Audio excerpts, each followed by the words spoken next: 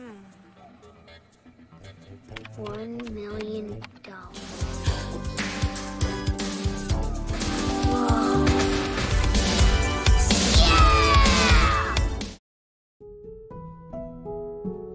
Bocah ini bernama Preston. Ia merupakan anak terakhir dari 3 bersaudara. Meski terlahir sebagai anak bontot, Preston gak pernah dimanjakan oleh orang tuanya. Yang ada, dia selalu mengalah dari kedua kakaknya yang super duper ngeselin itu. Bahkan saking ngeselinnya, tuh 2 kakak dengan sengaja menyabotase kamar Preston sebagai ruang kerja mereka. Bukannya membela Preston, ayahnya itu malah menyuruh Preston untuk menerima semuanya dengan legowo. Preston pun lalu berpikir keras bagaimana caranya menjadi kaya raya agar bisa membeli rumah gedongan dan terbebas dari kelakuan kedua kakaknya yang sering membuat Preston ingin istighfar berkali-kali. Siang itu Preston pergi ke ulang tahun temannya yang bernama Butch, di mana Butch ini merayakan ulang tahunnya di sebuah wahana permainan.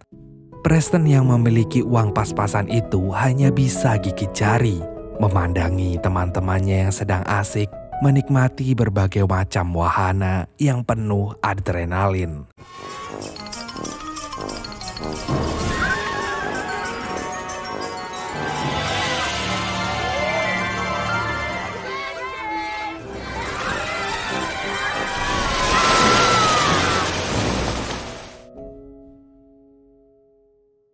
Sepulang dari wahana, Preston protes kepada ayahnya yang tega memberikannya uang saku seuprit sehingga dirinya menjadi bahan olok-olokan. Ayahnya bilang kalau mereka harus menghemat dan menabung sebagai pegangan ke depannya nanti. Gak ingin melihat anaknya berlarut-larut dalam kesedihan, ibunya pun memberikan Preston hadiah dari neneknya, yang ternyata adalah sebuah cek. Dan dikarenakan ceknya masih kosong, ayahnya lalu menuliskan nominal uang sebesar $11 atau sekitar 170.000. Dan betapa frustasi Preston saat mengetahui kalau dirinya harus menunggu sekitar 300.000 tahun lamanya demi mendapatkan uang $11 berubah menjadi $1 juta. Sementara itu, ada seorang pria bernama Quigley yang sedang mengancam kepala cabang sebuah bank yang bernama Biderman.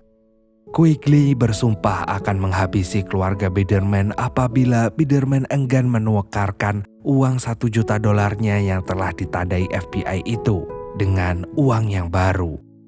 Rupanya Quigley adalah seorang tahanan yang sedang kabur dari penjara. Sebelum masuk penjara, Quigley menyimpan hasil pencucian uangnya itu di sebuah bangunan tua. Quigley memberitahu kalau besok akan ada anak buahnya yang bernama Juice yang siap mengambil uang itu. Rencananya uang itu akan Quigley gunakan untuk membuat identitasnya yang baru. Bersamaan dengan itu, Preston datang ke bank untuk membuka rekening tabungannya. Preston lalu terpesona dengan kecantikan seorang Mbak Teller yang bernama Stanley. Sayangnya, niat Preston menabung harus pupus karena duit yang Preston punya gak sampai $200. Saat itu juga Preston merasa dirinya sungguh-sungguh sangat miskin. Tetapi agar bisa bertemu Stanley lagi, Preston berjanji akan segera kembali setelah uangnya terkumpul. Ketika akan pulang, Butch tiba-tiba muncul dan merampas cek Preston. Preston pun langsung mengejarnya hingga akhirnya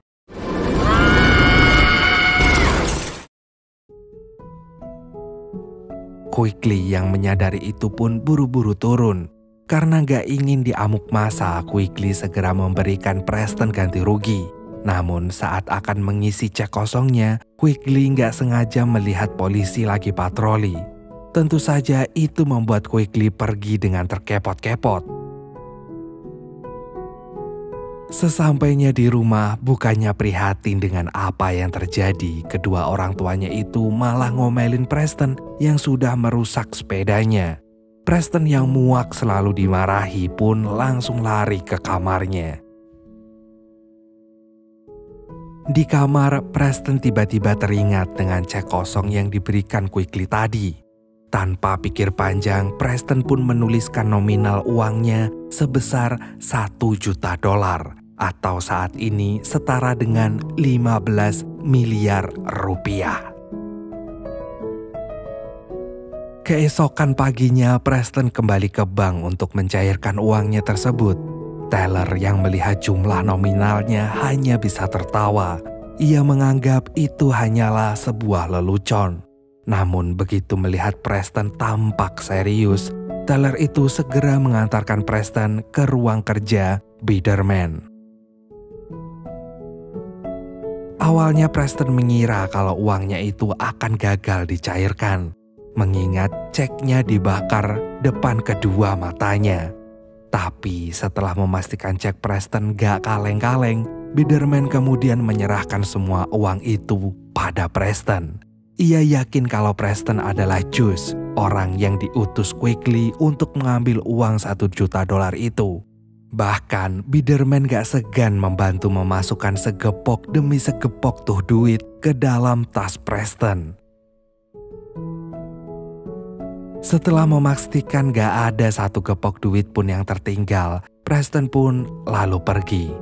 Dan sewaktu keluar dari ruang kerja Biderman, Preston gak sengaja menabrak seorang pria yang ternyata itu adalah Juice, orang suruhan Quigley yang asli. Preston kemudian berlari dan terus berlari dengan perasaan senang yang tiada tara karena akhirnya berhasil mendapatkan rezeki nomplok hanya dalam sekejap mata. Sementara itu saat Juice masuk ke ruangan Biderman tanpa basa-basi, Juice meminta Biderman menyerahkan uangnya. Hal itu tentu saja membuat Biderman kebingungan. Begitu tahu kalau dirinya telah keliru, Biderman pun langsung teriak histeris. Kabar buruk itu pun sampai ke telinga Quigley. Quigley lantas marah seperti banteng yang siap menyeruduk. Meski uang itu hasil curian, tapi Quigley mendapatkannya dengan segala peluh dan air matanya. Dan belum sempat menikmatinya, uang itu malah raib diambil bocah ingusan seperti Preston. Dan apapun yang terjadi, Quigley ingin uang itu kembali ke tangannya. Di sisi lain, Preston sedang merayakan rezeki nomploknya itu dengan membeli rumah gedongan yang selama ini ia idam-idamkan. Preston kemudian nelpon penjual rumah itu dengan menggunakan suara Mbah Google. Lantaran gak ingin identitasnya ketahuan, Preston membeli rumah itu atas nama Macintosh.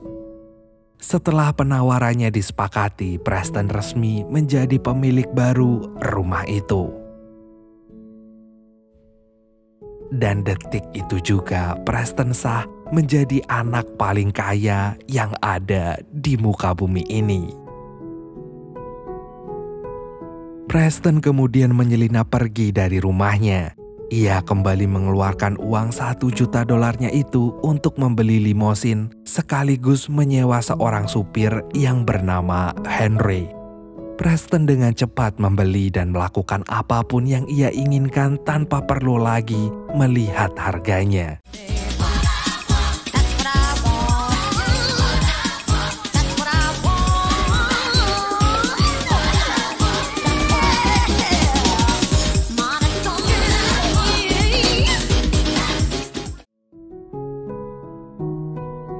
Preston pun ngaku-ngaku pada Henry kalau semua barang yang dia borong itu adalah milik bosnya yang bernama Macintosh. Karena Macintosh sekarang adalah orang kaya, dia bisa mendapatkan semua kesenangan yang gak bisa dia miliki sejak masih kecil. Di tengah jalan, Preston gak sengaja ketemu Stanley. Ia pamer pada Stanley kalau sekarang dirinya sudah berduit dan sangat siap membuka rekening tabungannya sendiri. Besoknya, ayah Preston seketika marah-marah saat melihat jalan dipenuhi dengan barang-barang yang ternyata adalah milik tetangga barunya itu. Ayahnya kemudian shock saat mendapati Preston sedang sibuk memberikan instruksi ini itu ke semua orang. Preston menjelaskan pada ayahnya kalau mulai saat ini dirinya gak akan lagi minta uang saku padanya karena Preston sudah menjadi tangan kanannya Macintosh. Sementara itu, Quigley dan komplotannya sibuk mendatangi satu persatu taman untuk mencari keberadaan Preston. Di tengah kesenangan itu, Preston tiba-tiba dikejutkan dengan kedatangan Stanley yang ingin menemui Macintosh. Preston beralasan kalau Macintosh tidak bisa ditemui karena memiliki jadwal yang padat melebihi kesibukan presiden. Gak ingin menyia-nyiakan kesempatan, Preston pun ngajak Stanley dinner bareng. Stanley yang awalnya ragu akhirnya mau menerima ajakan itu. Stanley berharap dia bisa mengorek informasi tentang Macintosh yang super misterius tersebut. Malamnya, Preston dan Stanley dinner di sebuah restoran mewah. Ia kemudian menghadiahi Stanley sebuah kalung mewah juga, dengan alibi bahwa kalung itu adalah hadiah dari Macintosh. Karena tahu harga kalung itu selangit, Stanley spontan menolaknya. Sampai akhirnya diterima juga setelah dibujuk Preston. Dan seusai makan, mereka pun pergi menikmati bermain-main air.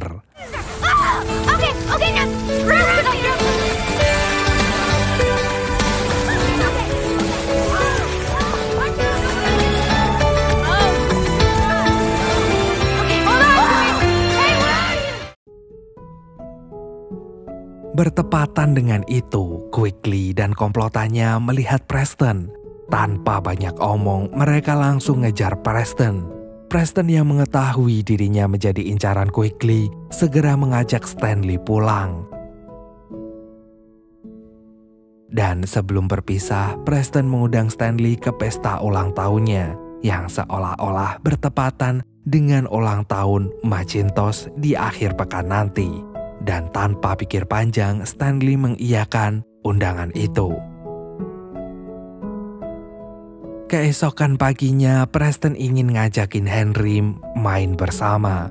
Tetapi dengan terpaksa, Henry menolaknya. Dikarenakan udah janjian mau nongkrong bareng temen-temennya. Diam-diam Preston menangisi kenyataan itu. Ia kesepian karena gak punya teman lain selain Henry. Dan untuk menghilangkan rasa sepi itu, Preston lalu pergi ke taman. Ia mendadak menjadi merindukan waktu kebersamaannya dengan teman-temannya dulu.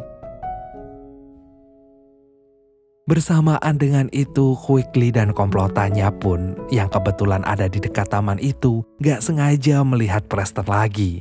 Mereka pun otomatis tancap gas. Dan akhirnya mereka saling kejar-kejaran. He's got my money!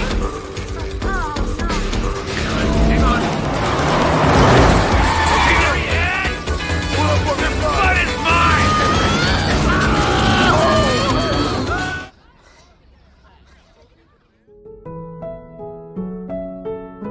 Ketika Quigley dan komplotannya ingin menyerah, mereka nggak sengaja bertemu dengan Butch, temannya Preston.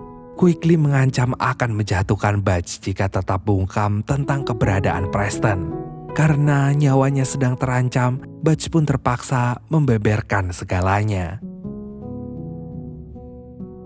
Siang itu, kedua kakaknya Preston datang memperingati Preston untuk menerima kenyataan kalau Stanley pada akhirnya akan memilih pria berduit seperti Macintosh, bukan bocah ingusan yang bokek seperti Preston.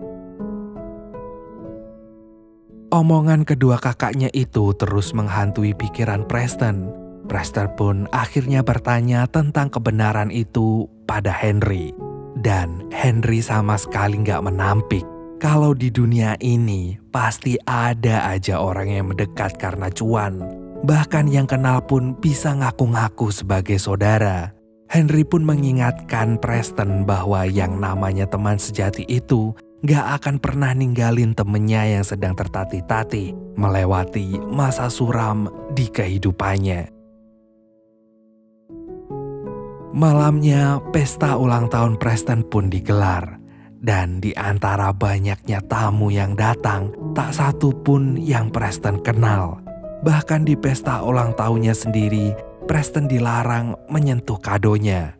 Bahkan makanan yang disajikan sama sekali gak ada makanan favorit Preston. Gak ada coklat, gak ada es krim, dan gak ada teman-temannya yang datang. Mereka semua datang hanya karena ingin melihat siapa Macintosh, si kaya raya itu. Di tengah perasaannya yang campur aduk kayak gado-gado itu, seorang wanita datang menagih pembayaran biaya pesta ulang tahun tersebut. Sialnya, setelah dicek, uang Preston ternyata sudah ludes.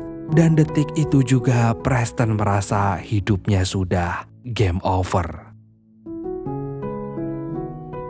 Di tengah kepanikannya itu, ayah Preston tiba-tiba muncul. Ia ingin menjemput anak bungsu itu pulang ke rumah.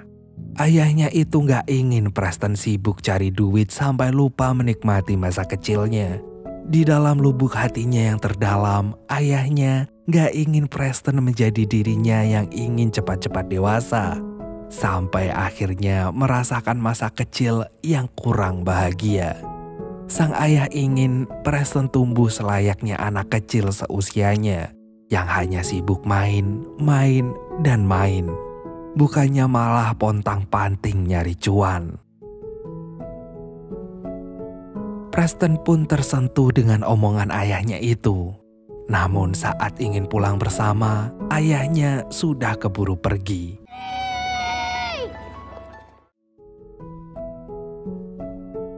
Dan detik itu juga perasaan Preston hancur.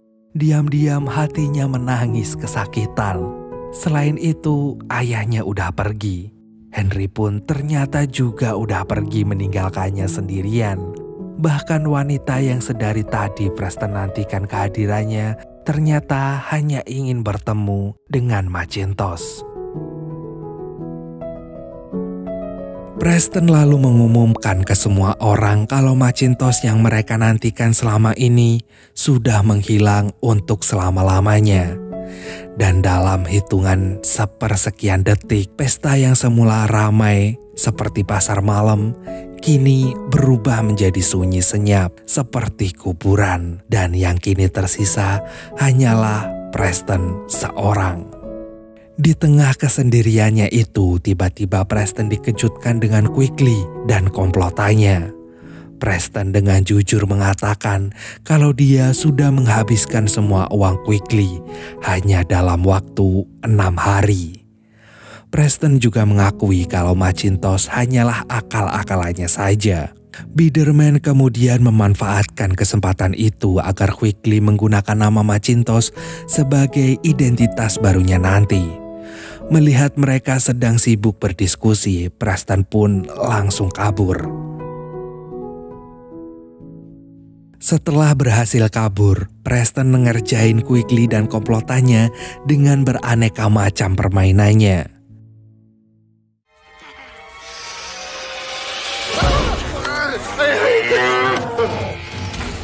Here we go.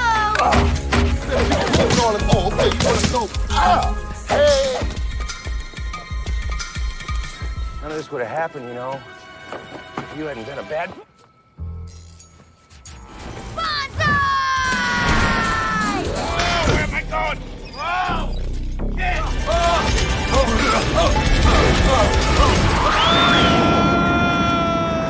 Preston kira semuanya sudah berakhir. Namun ternyata itu semua hanyalah jebakan Quigley.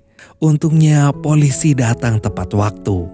Dan demi menyelamatkan dirinya, Quigley mengaku kalau dirinya adalah Macintosh. Bukannya dilepaskan, Quigley dan komplotannya itu malah ditahan atas tuduhan penipuan, pencurian, dan pencucian uang.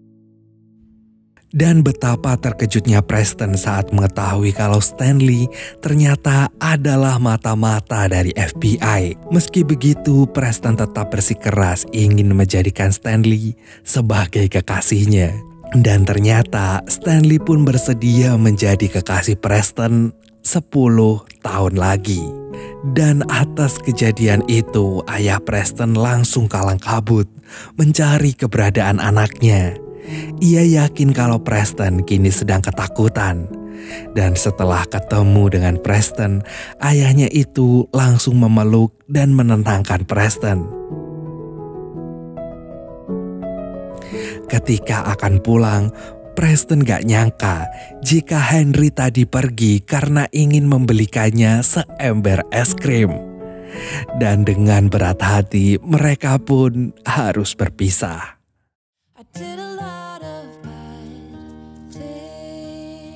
Akhirnya Preston pun kembali ke rumah lamanya. Dan sesampainya di rumah, Preston sadar bahwa ternyata harta yang paling berharga itu adalah keluarganya. Happy birthday. You know what they say? What? I mean, got everything that I need. And from that moment I knew that a home is whatever you choose. That's the thing about you. The best thing I did, and I want you to know, was there